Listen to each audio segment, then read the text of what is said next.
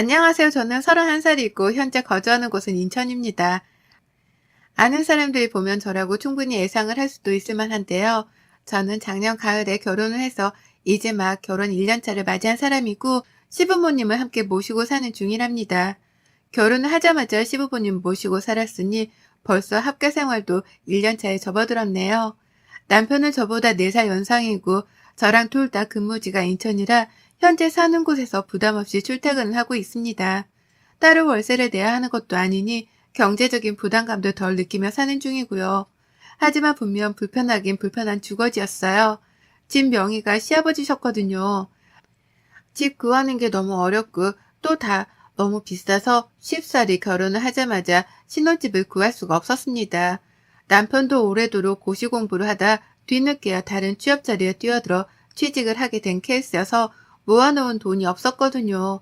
저는 대학을 졸업하자마자 직장을 다니긴 했으나 중간에 주식 투자를 했다가 몇 천을 날리고 또 친정 아버지가 사업하다 말아먹으며 만들어낸 빚을 갚느라 몇 천을 또 날린 전례가 있고요.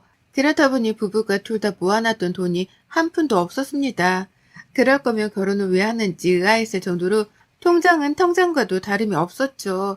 하지만 둘이서 함께 일하고 모으면 돈이 전보다 술술 잘 모이지 않겠나 싶었어요.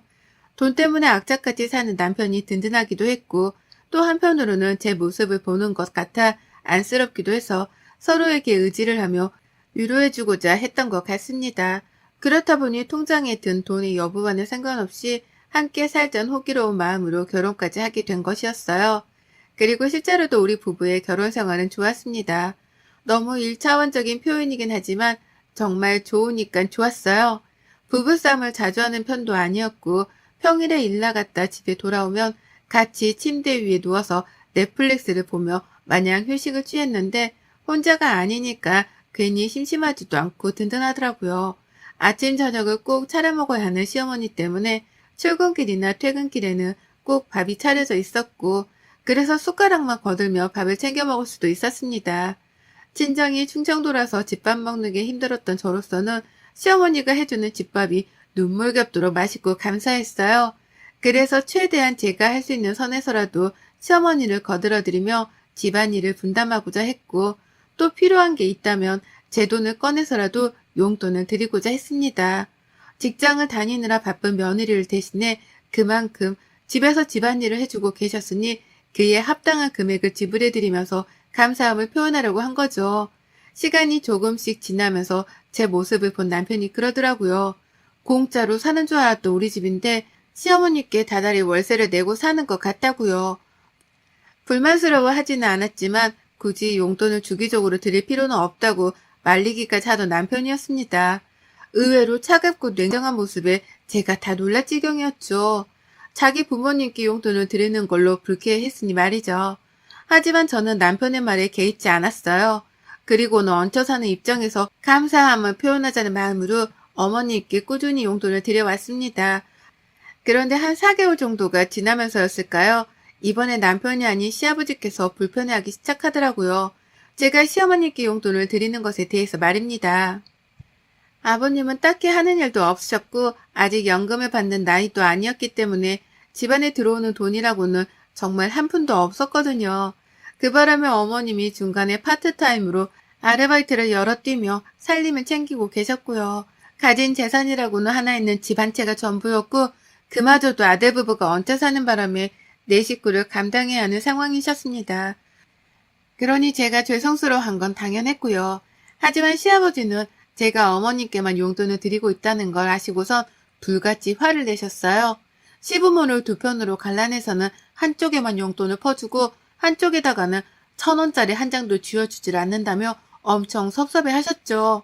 제가 밥을 해주는 게 감사해서 그에 합당한 생활비라도 보태드리자는 마음으로 용돈을 드린 거고 그 돈으로 어머님은 다시 살림을 하는 데 보태 쓰시고 있으니 결국 혜택을 받는 건 시아버지시라며 충분히 설명도 드렸고 오해도 풀려고 했습니다. 노력을 무진장했어요.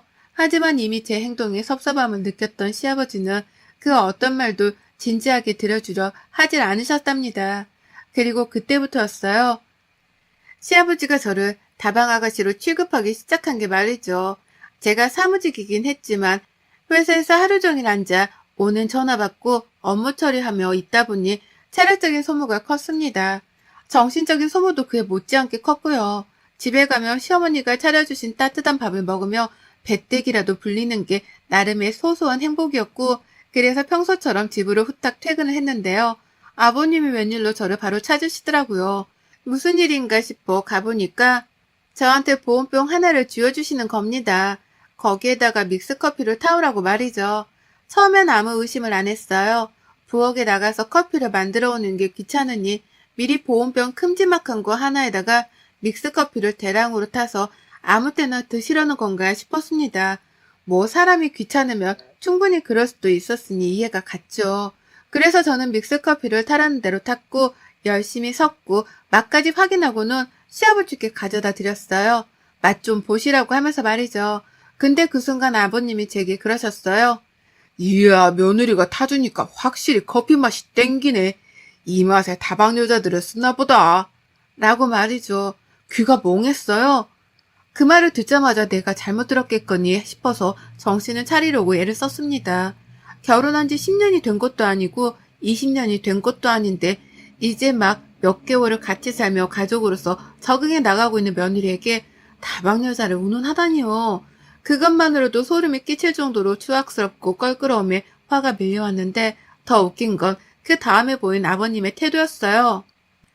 커피를 무슨 막걸리 비우는 것 마냥 몇 컵을 비우더니 저한테 앞으로는 커피 타주는 걸 담당하라고 일임까지 해주셨답니다. 집안에서 자기 커피는 무조건 며느리가 타는 거라며 밖에 있는 시어머니께도 들으라는 식으로 큰 소리로 말씀을 하셨고요. 시아버지는 어디서 준비를 해오신 건지 한 브랜드의 인스턴트 커피 스틱이 들어가 있는 대량 박스 하나를 저에게 건네주기까지 하셨어요. 부엌에다가 저 편한 곳에 놓아두고 자기가 커피를 찾을 때마다 타오라고 하면서 말이죠. 시어머니는 멀뚱거리면서 그 사태를 지켜보고 계셨으나 별 말씀은 없으셨고, 뒤늦게 퇴근을 한 남편에게 말을 하니 그제서야 남편이 저만큼 화를 내주더라고요.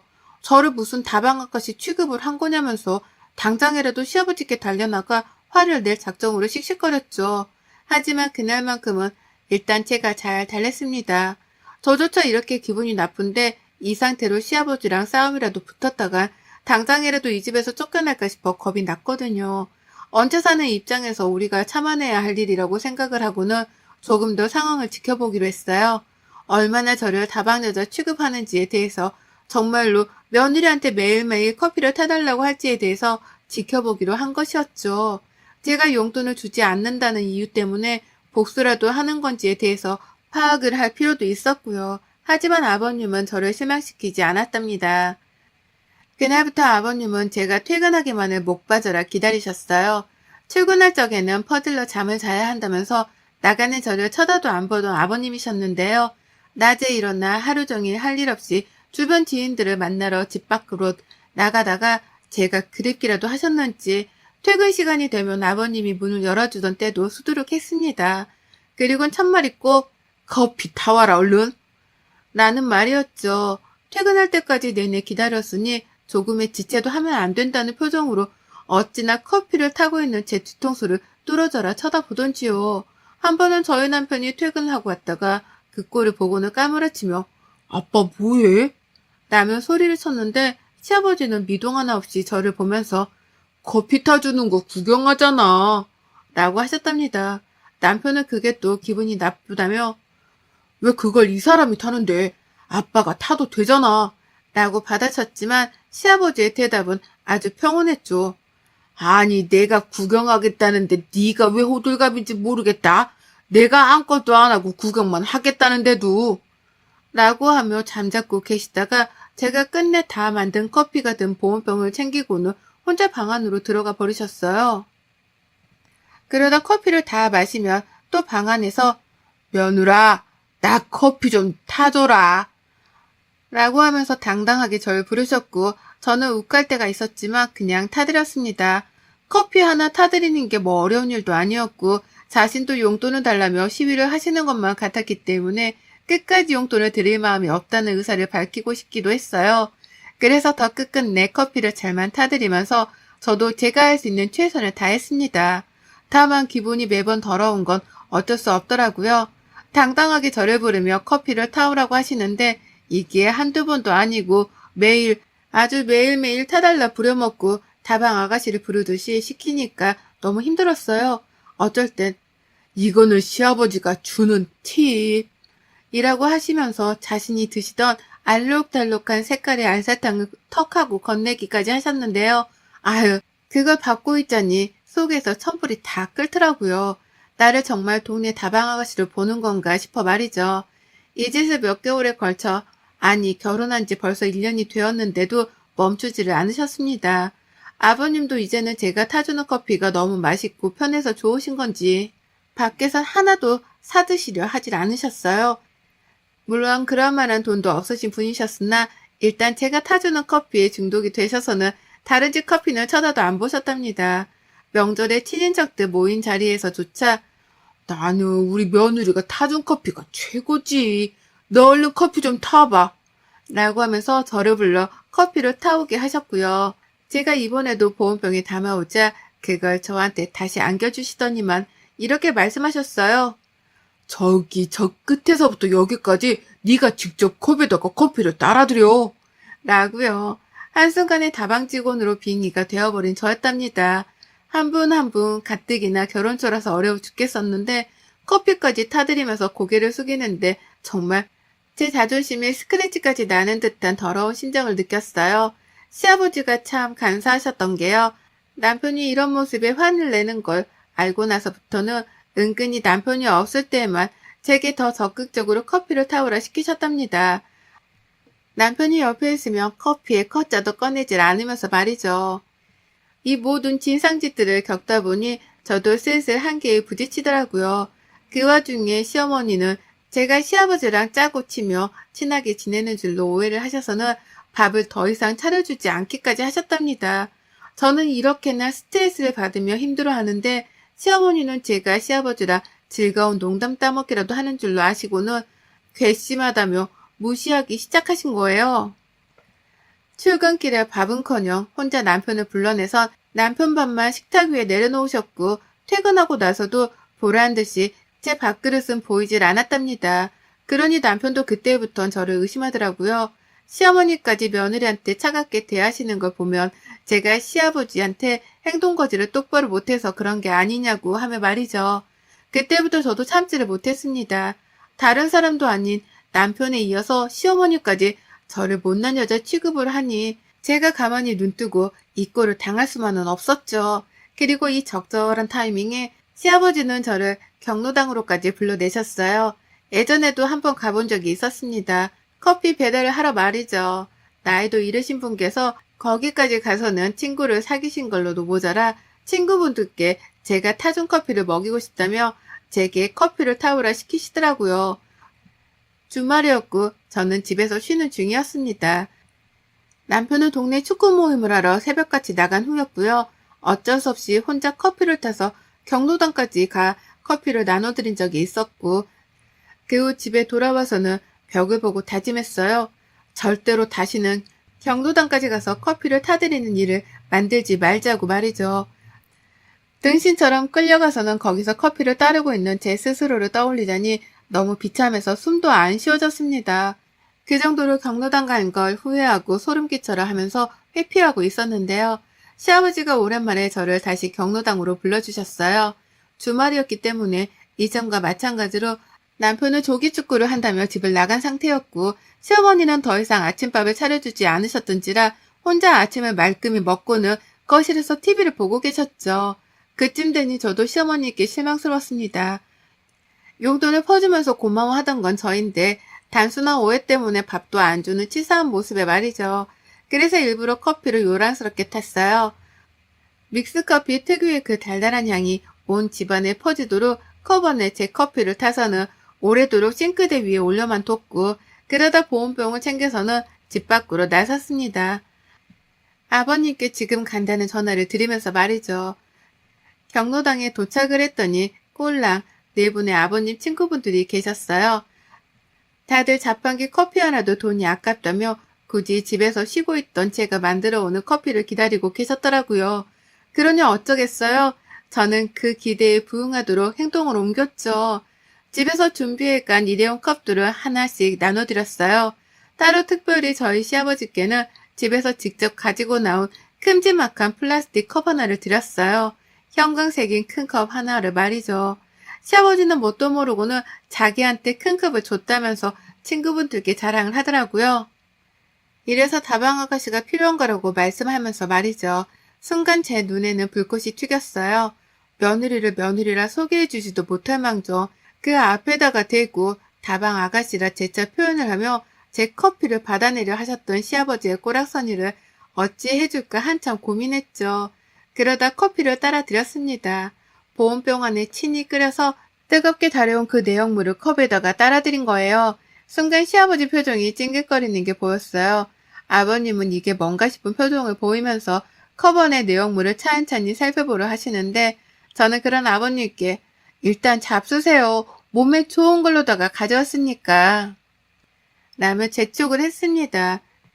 그러니 시아버지께서는 제가 무슨 보약이라도 가져온 줄을 아셨는지 냄새가 구수하네 라고 하면서 벌컥벌컥 마셨어요. 그러다 대형 사고가 터졌습니다. 동시다발적으로 터졌어요. 시아버지가 벌컥 컵한 내용물을 마시는 그 순간 껄끄러운 냄새에 궁금해하던 다른 친구분들까지 별 의심 없이 컵을 들이마셨고요. 다들 나이대가 있으셔서 그런지 커피를 무슨 막걸리 마시듯이 쭉 들이마시더라고요. 그러다 동시에 으 라는 비명과 신음을 섞어가며 각자의 위치에서 입안 내용물을 뱉어내버리고 말았습니다. 난리통과도 다름이 없었어요. 그 중에서 유일하게 웃고 있는 건 저 하나였고요. 제가 실은 커피를 들고 온 것도 아니고 몸에 좋은 걸 들고 온 것도 아니었습니다. 완전히 다른 걸 들고 왔어요. 커피 내용물에다가 팔팔 끓인 카나리 액젓을 넣고 거기다 또 물을 타고 소금을 듬뿍 넣어 사람이 도저히 먹을 수 없을 만한 개떡 같은 음료를 만들어 왔답니다. 여러분들은 맛이 감히 상상이 가시나요? 아마 만들어 보지 못했다면 절대 누구도 모를 거예요. 이 향이며 맛이 얼마나 사람의 식욕을 감퇴시키고 구역질을 유발하는지 말이죠. 시아버지는 내용물을 뱉어가면서 독약을 타온 거야? 라고 물으셨어요. 진심으로 다급하게 말이죠. 그동안 며느리를 구박한 죄로 며느리가 복수를 하기로 다짐을 했다 싶으셨던지 그게 정말 독약이라고 해도 믿을 듯이 겁에 질려 물어보시더라고요. 그래서 전 대답했습니다. 아이고, 가족들한테 더 늦기 전에 얼른 안부 연락이라도 하세요. 라고요. 딱 이 말만 했을 뿐인데 정말로 두 분이 핸드폰을 꺼내 집에다가 전화를 하셨어요. 시아버지는 아이고 나 죽네 라며 경로당 바닥에 등딱지를 붙이고 누워 심호흡을 거치게 쉬셨고 전 그제서야 잠깐 뜸을 들이다가 말씀드렸습니다. 까나리에 믹스커피 타온 거 가지고 오도방정을 떠네 라고 말이에요. 그러자 시아버지가 바로 누운 채로 저를 올려다보더라고요. 방금 들은 게 사실인가 싶어서 몇 초 동안 저를 쳐다보다가 뒤늦게 자리에서 일어나 자신의 몸을 살폈습니다. 독약을 먹은 것 치고는 너무나 멀쩡했던 몸이었는지라 시아버지도 그제서야 자신이 멀쩡하단 걸 아셨는지 자리에서 일어나기까지 하며 주변 친구들을 챙기더라고요. 정신 차리라고 하면서 친구분들의 머리통을 한 대씩 쥐어박으셨죠. 자신이 까나리 액젓에 속아 넘어가서는 죽을 뻔한 줄 알고 고꾸라져 있었다는 사실에 시아버지는 다소 충격을 받으셨는지 잠깐 동안은 정수기 앞에 가서 떠나지 못하셨어요. 차가운 물 한 번, 뜨거운 물 한 번을 번갈아 들이삼키시면서 어떻게든 입안에 있는 까나리 향을 없애려고 발악을 하셨습니다. 그러다가 뒤에서 기다리던 친구분이 빨리 좀 나오라고 시아버지를 밀어당기던 순간 아버님은 그제서야 저와 눈이 마주치며 저에게 화풀이를 시작하셨죠. 너 어떻게 감히 시애비한테 이런 장난을 칠 수 있어? 내가 진짜 죽는 줄 알고 방금 전까지 말이야. 너 이 일들 내가 그냥 넘어갈 줄 알아? 절대로 그냥 못 넘어간다. 내가 당장 너를 집에서 내쫓기라도 해야 직성이 풀릴 것 같은데 아유 짜 이놈의 까나리는 여전히 입안에 있네. 너 당장 나가. 내 집에서 지금이라도 당장 나가. 라고 하면서 제게 집을 나가라 호통을 치셨습니다. 절대로 이대로는 저랑 같이 한 집에서 괘씸해서 못 산다며 저령까지 자기 입으로 직접 언급을 하시며 저를 쫓아내셨어요. 모두가 보는 앞에서 통보를 하신 거죠. 그러니 저도 대답했습니다. 알겠다고요. 미련도 없었어요. 어차피 지금에 와서는 남편이랑 시어머니한테까지 오해를 받아가며 집안에서 환영을 못 받는 존재였는데 그 와중에 시어머니한테는 죄스러운 마음의 용돈도 꾸준하게 보내드리고 있었거든요. 그런데 이제 와서 생각을 해보니 내가 왜 그래야 하나 싶더라고요. 자식인 남편조차 시부모님께 용돈 드리는 걸 아까워하는 사람이었는데 내가 왜 예쁨을 받지도 못하고 밥 한 끼조차 얻어먹지를 못하면서 용돈까지 보내드려야 하나 싶었던 거죠. 그러는 와중에 시아버지까지 저를 이리 참담하고 암울하게 괴롭혀 오셨으니 이제라도 도망을 쳐야 할 타이밍이 왔다 싶었습니다. 그래서 바로 집으로 달려가선 짐을 챙기고 그 집을 빠져나왔습니다. 어머님이 집 나가는 저를 보며 어딜 가냐 놀래 물으시더라고요. 당일 집을 나설 때만 하더라도 본체만체 하시더니만요. 그래서 신경 끄고 시아버지 단속이나 잘 하시라는 말을 남기곤 집을 나왔습니다. 그러니 어머님도 놀라셨죠. 시아버지가 며느리한테 뭔 짓이라도 하셨나 싶으셨던지 바로 집을 뛰쳐나와 저를 붙잡으며 물으시더라고요. 저 괜찮냐고요. 근데요, 시어머니하고는 별로 말을 섞고 싶지 않았습니다. 시아버지가 절 다반 여자 취급하시는 동안 어머님은 오히려 절 오해하며 방관하셨으니까요. 그렇게 저는 직장 안에 있는 숙직실에 와서 지내고 있답니다. 곧 직장을 그만두고 친정으로 내려갈 요량으로 사직 통보도 해놓은 상태고요. 남편은 제가 어디로 갔나 싶어서 이미 친정까지 쫓아가서는 저를 찾았나 본데 저희 부모님은 제가 부탁한 대로 제가 친구 집에서 지내고 있단 말을 해가며 저의 행방을 비밀로 해주셨어요. 그러니 남편은 진짜 제가 어디로 도망을 간 줄 알고는 매일같이 연락을 해오며 행방을 찾고 있고요. 회사까지 쫓아왔었는데 다들 사적인 일에는 관심이 없다는 듯 제가 어디로 간지 모른다고만 대답을 했다고 합니다. 그 덕에 남편이 진짜로 미쳐 돌아서는 그제서야 저한테 음성통화까지 남기며 집으로 와달라 빌기 시작했네요. 당신 아버지가 저지른 잘못에 대해서 진심으로 사과를 하고 싶다고 하면서 말이죠. 시어머니는 시어머니대로 이대로 쥐꼬리만큼이라도 받고 있던 용돈이 끊길까 싶으셨는지 집밥을 먹으러 오라는 말씀을 해가며 절 부르시는데 전 미련 없이 이혼도장을 찍고 친정에 내려가 휴식기를 가져보려 합니다. 저의 독한 마음을 눈치챈 건지 남편은 집에 있던 커피 믹스를 다 버렸다고 사진까지 인증샷을 남겨서 보내왔네요. 덤으로 시아버지는 시어머니 손에 쫓겨나기까지 해서 지금 경로당에서 주무시고 계시다고 하고요.